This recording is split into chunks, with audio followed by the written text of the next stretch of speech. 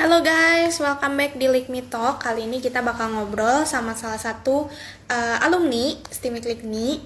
Waktu dia masih kuliah nih, masih jadi mahasiswa, dia terkenal banget jago ya codingnya ya. Di antara teman-teman yang lain dia yang paling menonjol. Nah, hari ini dia mau sharing-sharing nih sama teman-teman semua tentang front end dan juga back end. Sebenarnya bedanya apa sih? Terus kalau misalnya teman-teman masuk ke jurusan IT, teman-teman tuh bisa kerja apa aja sih gitu ya. Nah, Kak Billy sudah bergabung sama kita. Halo Kak Billy, apa kabar? Halo, bisa dengar suara saya? Ya, bisa-bisa. Aman. Aman ya Oke. suaranya, guys. Oke, Kak. Sebelum kita ngobrol lebih jauh tentang front end ataupun back end, boleh dong, Kak, kenalin sedikit. Kakak ini tuh siapa sih dulu mahasiswa jurusan apa? Oke, oke. Sebelumnya teman-teman mungkin ya banyak banget yang belum kenal pasti ya. Nama saya Billy Adityanto. Dulu saya mahasiswa di LIKMI angkatan 2016, jurusan informatika. Ya, 4 tahun sih sampai 2020 Januari baru lulus. Oke. Nah, Kak, dulu kenapa sih tertarik masuk jurusan IT? Apakah emang karena menemukan passionnya itu di jurusan IT, atau karena disuruh orang tua, atau ikut-ikutan temen? Itu kenapa dulu, Kak? Oke, menarik ya pertanyaannya. Oke, pertama sih alasan masuk informatika yang pasti sih karena lebih ke arah apa ya? Saya sih merasa ada passion ya di bidang informatika, komputer, khususnya programming gitulah. Ya, related lah sama programming itu saya cukup tertarik banget sih waktu itu. Jadi akhirnya saya putusin untuk join ke LIKMI jurusan informatika karena saya salah satu yang menarik sih karena LIKMI digital kampus ya. Jadi kayak oh ini tempatnya cocok sih kayak. Oke. Nah, waktu pasti waktu dulu udah tahu nih passionnya kan di jurusan IT. Terus nyari-nyari kampus nih. Apa yang membuat kakak akhirnya memilih ke STIMIK juga? Apakah karena ada saudara atau misalnya ada temen gitu? Ada Hmm, hal-hal khusus? Oke, yang pertama sih apa ya? Karena waktu satu kali saya pernah ada satu satu kejadian gitu ya. Waktu saya masih SMA, saya pernah dikirim ke LIKMI untuk kayak 1 hari training singkat gitu ya tentang programming. Jadi waktu itu kasusnya saya ikut Olimpiade Programming waktu di SMA namanya apa ya? Itu yang Toki itu loh, tim Olimpiade Komputer. OSN ya, OSN, Olimpiade Sains Nasional. Nah, waktu itu akhirnya saya dikirim ke LIKMI itu untuk kayak dilatih gitu, diikutin training tentang programming, coding, algoritma gitu. Itu menarik banget sih buat saya. Jadi kayak, oh ini kayaknya cocok sih saya di sini gitu. Akhirnya saya waktu udah kelas 12, lihat-lihat kampus, salah satu yang cocok sih kayaknya LIKMI sih oke sih. Karena saya udah pernah juga kan waktu itu. Akhirnya saya daftar juga, ada beberapa teman saya masuk juga bareng. Setelah dijalani kuliah ya cukup fun sih, menarik sih. Oke. Jadi awalnya karena iseng-iseng ya ikut training ya. Jadi malah kelanjutannya malah di LIKMI Kak Billy ini ternyata salah satu mahasiswa yang cukup berprestasi di bidang pemrograman nih Waduh, guys. Nah, kalau teman-teman nih dulu pernah tahu iTech di LIKMI, nah ini Kak Billy salah satu pemerannya ya, pemeran di balik layar iTech-nya nih. Ah, kemarin. Nah, jadi kalau teman-teman merasa seru banget dulu, ini juga salah satu pemerannya ya. Oke Kak, lanjut nih Kak. Kita lebih mengarah ke arah front end dan juga back end. Nah, sebenarnya front end sama back end tuh bedanya apa sih gitu? Karena kan kita mungkin sering dengar kalau ada orang masang lowongan, tapi kan sama-sama ngoding gitu. Nah, bedanya tuh apa sih gitu? Oke, oke. Jadi pertama ya, kalau kita bicara soal back end front end ya, ini kan sebenarnya topiknya mungkin ya baru dikenal tuh akhir-akhir ini gitu ya. Cukup populernya di kalangan sekarang gitu. Karena waktu saya dulu masih kuliah awal aja, mungkin si terms ini tuh masih jarang banget gitu orang tahu. Jadi orang tuh taunya, oh ini web developer, web developer, web developer gitu ya. Nah, tapi ternyata si terms terminologi front end dan back end ini tuh berkembang lebih luas gitu. Yang mana front end itu ini sebelumnya Ciwilti ini saya jawab berdasarkan pengalaman dulu aja ya, biar kurang nggak apa-apa lah ya, kurang formal ya. Jadi front end sendiri, Nggak misalnya apa-apa. dari front end ya, dari front end. Front-end sendiri itu yang saya tangkap ya dari sepanjang karir saya di coding. Front-end sendiri itu aplikasi, kalau misalnya kita ngacu ke aplikasi front-end apps gitu ya, aplikasi front-end. Berarti dia tuh sebuah aplikasi yang mana dia punya interaksi sama user. Nah, mungkin orang sekarang lebih familiarnya ya, front-end itu, oh sebuah website nih, website misalnya let's say ya, kayak google.com. Nah, itu front-end Google gitu ya. Nah, yang mana kita interaksi dong sama si Google itu kan. Kita misalnya kita mau pencarian nih, nah itu kan ada sebuah input search kan, search bar input gitu di google.com. Nah, ada interaksi dong antara aplikasi tersebut, aplikasi web dengan kita. Nah, makanya itu disebut aplikasi front end. Ada juga, tapi mulai sekarang, zaman sekarang mulai banyak juga orang yang anggap kalau mobile apps atau bahkan desktop apps juga, yang mana ada interaksi ya dong sama user, itu merupakan sebuah front end. Nah, di sisi lain, ada juga aplikasi back end. Nah, kalau misalnya backend sendiri itu dia ada di satu ranah yang berbeda, di mana aplikasi backend ini tuh yang nggak dimaksudkan untuk interaksi dengan user. Contohnya misalnya aplikasi backend itu lebih ditujukan untuk diinteraksi dengan aplikasi lain. Nah, bisa jadi backend lain atau front end juga gitu. Ada juga interaksi jadi kayak backend to backend. Jadi sebuah backend service lain berinteraksi dengan service backend kita misalnya. Nah, itu backend to backend interaction juga ada juga. Nah, jadi backend itu kuncinya dia lebih ke arah data access layer gitu ya. Jadi sebuah layer di mana data itu ada di belakangnya lagi. Nah, dia itu yang mengolah data, logiknya, aplikasi, flow program segala macam yang ditujukan bukan untuk user. Oke. Poinnya di situ ya. Jadi kayak ada user interaction atau enggak gitu. Itu udah bisa jadi gampangnya kita ngebedain backend dan front end. Nah, kalau misalnya kita bicara ngacunya kepada developernya, misalnya kita bicara tadi front end developer. Nah, atau backend developer. Kalau misal front end, berarti gampangnya kan kita membuat sebuah aplikasi atau kita nge-develop sebuah aplikasi yang mana si aplikasi ini tuh memiliki user interaction. Nah, berarti kalau misalnya backend, kita nge-develop sebuah aplikasi yang mana aplikasi tersebut ini dimaksudkan untuk akses data. Nah, biasanya front end application ini jalannya di klien komputer, komputernya klien atau di mobile atau di mana si usernya ini berada gitu. Jadi misalnya dia pakai komputer nih, pakai PC desktop. Nah, dia buka browser, dia buka tadi sebuah website atau apapun. Nah, websitenya muncul dong. Nah, sebenarnya website itu prosesnya berjalan itu di kliennya dia, jadi di browser gitu. On the other hand gitu ya, di sisi lain, backend application itu jalannya di server. Bisa juga sebenarnya sih ya, ada juga ini 1-2 kasus gitu ya. Oh, saya ada juga nih aplikasi di belakang, tapi ini dia bilangnya backend-nya nyala nih, harus nyala. Nah, bisa juga jalan di desktop gitu. Di desktop kita ada juga kayak contohnya misalnya sebuah aplikasi nih, ada UI-nya, ada juga dia backend-nya terpisah gitu buat develop di desktop, bisa juga. Tapi umumnya backend itu ditaruh di server. Jadi mungkin bisa dibilang juga arahnya ke cloud computing gitu. Jadi kayak semua komputasi itu ada di cloud backend. Nah, itu kalau misalnya developernya nih, sekarang backend developer, kita tuh develop sebuah aplikasi yang mana si aplikasi ini yang tadi ya ditujukan bukan untuk user. Nah, nanti tujuannya tuh si aplikasi kita bakal di-deploy ke server tadi, supaya bisa diakses dari banyak tempat gitu. Oke, sorry, ada yang kurang nggak ya? Itu sih kalau bedanya backend frontend ya, luasnya. Nah, tapi oh ya satu lagi deh, ini kayak menarik juga sih kalau dibahas. Untuk teman-teman nih, misalnya ini kan banyaknya yang masih kuliah dong pasti pendengar Likmi ya. Untuk teman-teman yang masih kuliah gitu, misalnya teman-teman tertarik nih kayak, oh aku pengen nih jadi front-end developer gitu. Nah terus pertanyaan pasti nih jadi pertanyaan dong, Kak terus apa aja sih atau kok terus apa aja sih yang harus saya pelajari gitu? Pasti banyak kan gitu. Ya betul. Nah tapi sebelum kalian masuk ke dalam front-end back-end gitu ya, ada bagusnya kalian pahami dulu gitu teknologi di balik front-end back-end ini. Jadi kayak bagusnya karena backend frontend ini kan mereka biasanya umumnya ya mereka jalan tuh di protokol HTTP atau HTTPS gitu ya, yaitu sama lah bedanya cuma secure atau enggak.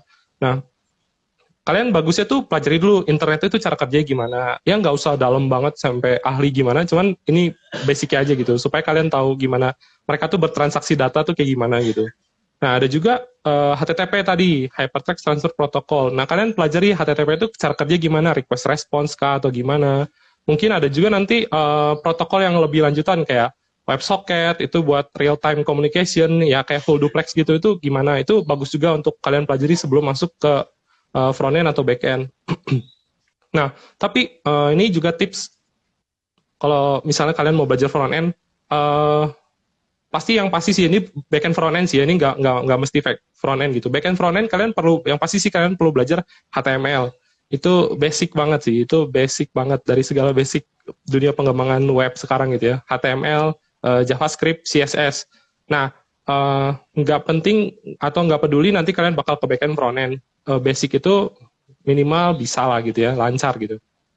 Nah, terus kalau misalnya teman-teman mau masuk ke front end, terus apa aja teknologinya nih yang harus kita pelajari gitu.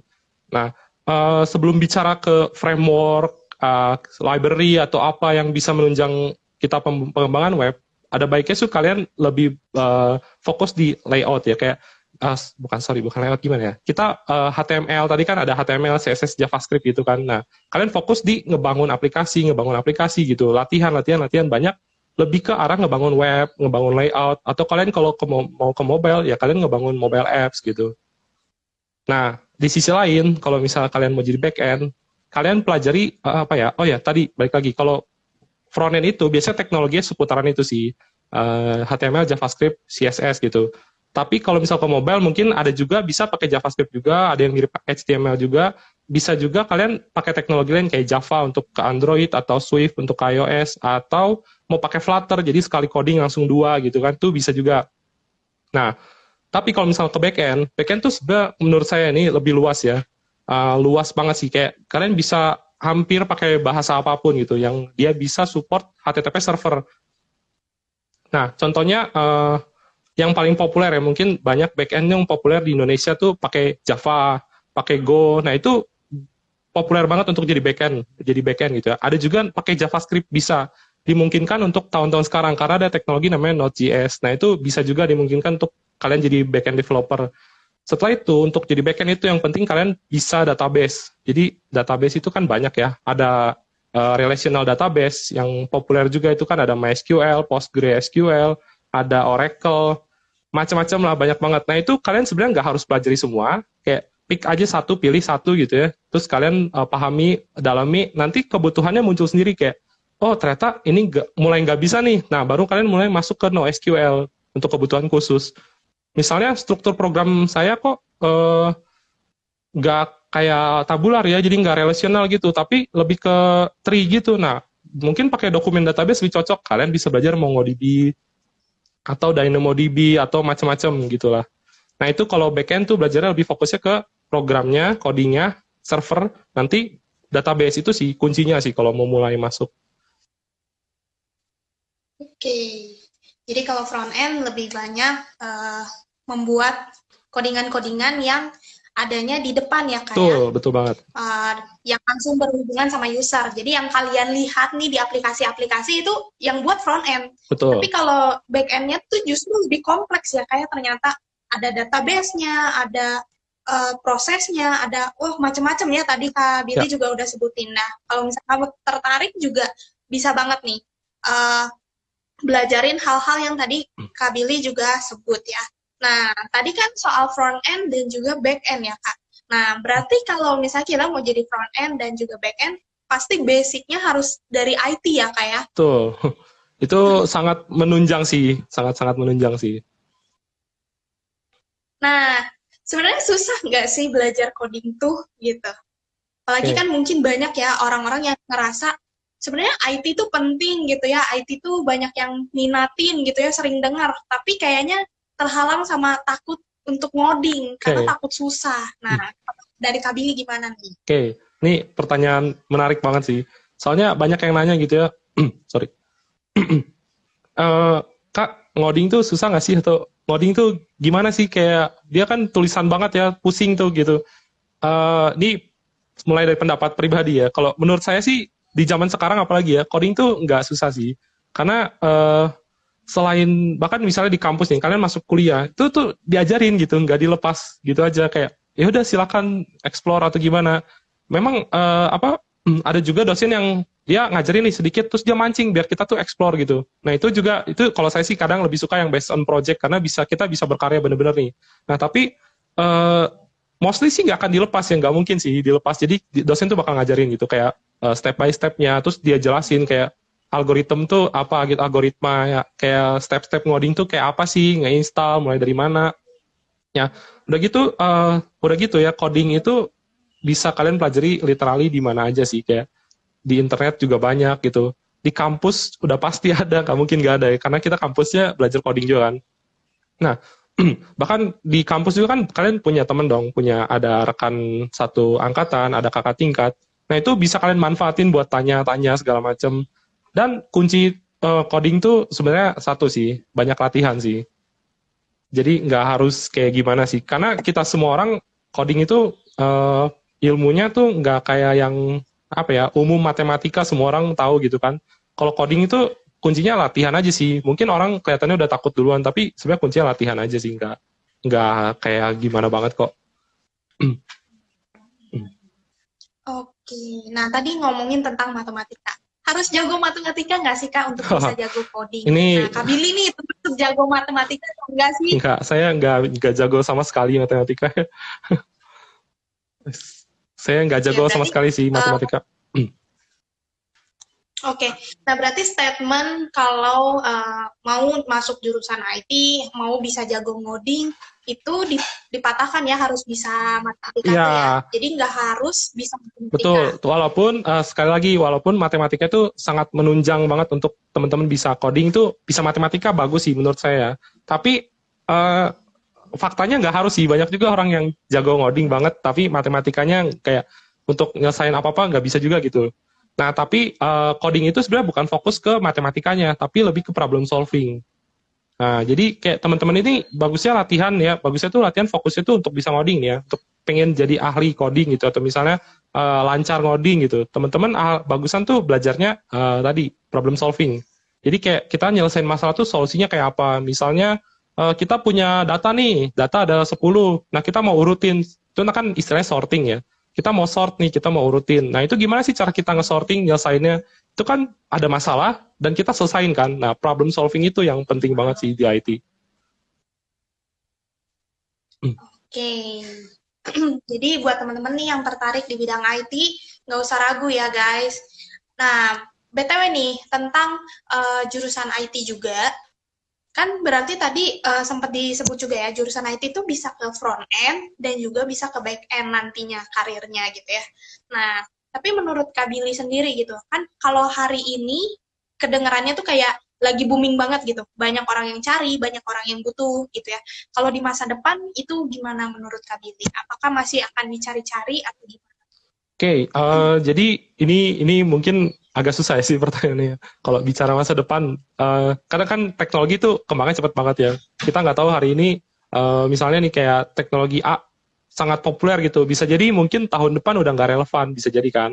Nah, tapi kalau misal kita bicara front end back end ya, ini sih sebenarnya lebih ke konsep ya, nggak kayak teknologi yang exact gitu ya. Jadi kayak lebih ke konsep sama kayak cara cara sebuah, misalnya sebuah tim, sebuah perusahaan atau sebuah ya apapun gitu yang dia tuh ngedevelop sebuah program gitu. Dia pisahin front end layer dengan back end layer. Jadi ini kan lebih ke konsep. Mungkin menurut saya sih kalau konsep ini bisa bertahannya lebih lama sih. Nah, tapi teknologinya mungkin yang berubah-ubah gitu. Jadi kayak misal back end, 5 tahun lalu mungkin yang populer tuh bahasa PHP gitu. Tapi di sekarang yang lebih banyak mungkin Go sama JavaScript jadi backend. Orang mungkin juga nggak kaget nggak mikir, nggak pernah kepikiran gitu. Oh, JavaScript bisa di backend gitu kan? Tadinya pikir di web doang. Ternyata ada teknologinya dan dia bisa jadi booming populer banget gitu di tahun-tahun sekarang.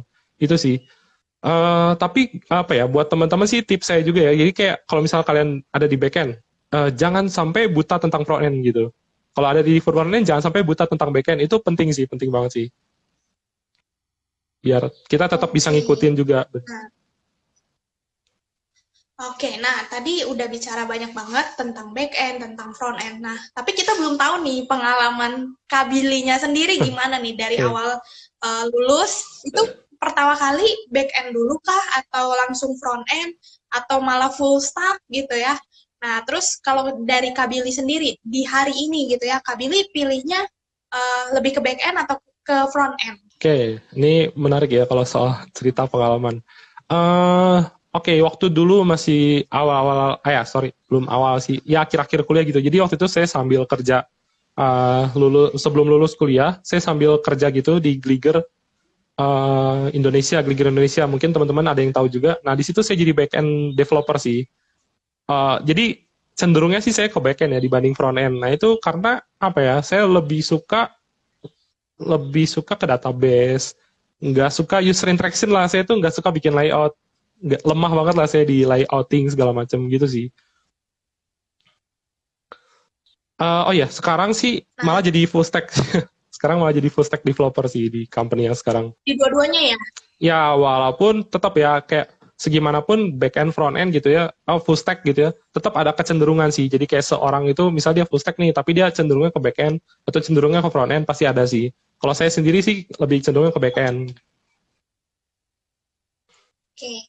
Nah, tapi pernah nggak ngalamin kesulitan gitu, Kak? Waktu pertama-tama kan masih anak kuliah kan biasanya belum banyak ya wawasannya. Nah, Kak Billy sendiri waktu dulu, apa yang membuat Kak Billy sampai hari ini bisa kerja di Jakarta ya, Kak, sekarang ya? Iya, Oke. Nah, itu gimana, Kak, perjalanannya dari yang cuman mahasiswa, terus jadi pekerja dulu ya di Flickr, terus sekarang malah bisa ke Jakarta gitu, terus naik gitu. Itu gimana ceritanya? Apa yang oke, Kakak siapin dulu? oke. Sebenarnya pasti banyak sih ya challenge-nya kayak apa ya? Mungkin resource juga keterbatasan gitu ya dengan teknologi. Misalnya gini loh, kayak ini di kampus itu kan belajarnya teknologi setnya nih A misalnya ya. Nah, kadang saya lihat nih di dunia sekarang ada yang geser-geser dikit nih, geser-geser dikit. Nah, itu tuh kadang biasanya kita ngajak diskusi gitu. Ada satu dua kali saya diskusi dengan dosen gitu. Itu menarik banget sih. Insight-nya banyak banget. Mungkin saya nggak usah sebutin deh namanya, tapi dosen itu berpengaruh banget buat waktu saya kuliah di akhir-akhir gitu ya. Saya banyak ngobrol sama dia gitu, dan dapetin banyak banget insight dari dia gitu ya. Eh, Kalau sekarang sih coba deh kamu eksplor ke sini deh, arahnya ke sini, ke sini, ke sini. Nah, challenge saya itu ya pasti nggak ada yang ngajarin kan, nggak ada yang ngajarin kan, kayak ngajarin exact banget gitu untuk yang ke arah mana ya, ke front end back end ini, karena saat itu belum populer, orang-orang belum banyak yang tahu kan. Nah, tapi yang jadi penting itu banyak ngobrol sih, kayak banyak tanya sih ke dosen, kayak ke mahasiswa tingkat atas, kayak gitu, ke temen yang seangkatan itu bisa juga sih. Nah, itu banyak nanya kunci banget sih buat saya bisa ngelalui ini semua gitu. Bisa sejauh ini sih yang pasti banyak bantuan dari orang lain sih, kayak dia kasih tahu A, B, C, kunci-kuncinya di mana gitu. Itu sih kuncinya sih banyak interaksi ya. Oke. Banyak ini ya, dapat inspirasi Betul, dari orang-orang sekitar. betul inspirasi, insight. Oke, oke. Nah, oke. Nah, ini juga menjadi pertanyaan terakhir sebelum kita menutup Piknik Talk kali ini nih, Kak Billy. Nah, Kak Billy ada nggak sih pesan atau tips atau hal yang pengen disampaikan nih buat teman-teman yang nonton ataupun nanti yang akan nonton video ulangnya gitu ya? Mungkin dia tuh tertarik gitu sama dunia teknologi atau IT, tapi dia tuh takut, tapi dia tuh mungkin ragu gitu ya. Apa yang kakak pengen sampaikan buat mereka ini supaya berani gitu untuk melangkah ke dunia IT ini. Oke, ini jadi takutnya panjang tapi enggak lah, kayak kita persingkat aja. Eh, yang pertama sih buat teman-teman yang udah di jalur apa ya, di jalur tech ya, IT gitu segala macam. Kalau menurut saya sih kalian udah di jalur yang tepat sih untuk industri sekarang ya, karena selain lagi kayak di satu perusahaan itu butuh IT itu banyak banget gitu. Untuk satu project aja bisa bisa mungkin belasan sampai puluhan IT gitu untuk satu project yang relatif ya menengah sampai besar lah bilangnya. Nah itu demand-nya tuh benar-benar tinggi banget. Sementara orang banyak juga orang Indonesia yang masih takut banget kayak dalam IT itu karena kayak apa banget lah gitu. Teks-teks banget, coding-coding itu nggak ngerti lah gitu. Tapi buat teman-teman gitu yang masih ragu-ragu gitu ya, buat saya sih mending gas aja sih sekalian sih masuk ke IT sih. Awalnya mungkin teman-teman bisa jadi nggak familiar atau susah banget gitu.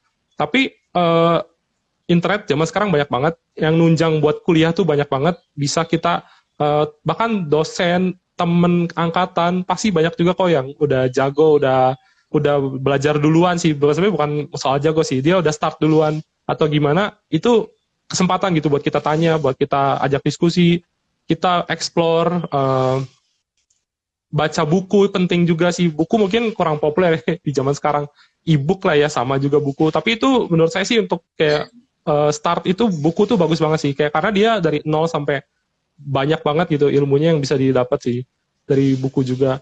Terus sering baca artikel. Dulu tuh saya orang yang nggak suka baca gitu. Tapi setelah saya baca artikel teknologi tuh menurut saya nggak kayak apa ya, nggak kayak yang membosanin gitu. Lama-lama malah makin tertarik baca gitu. Jadi akhirnya jadi kebiasaan sih baca sih. Itu bagus sih, habit yang bagus juga untuk membaca ya.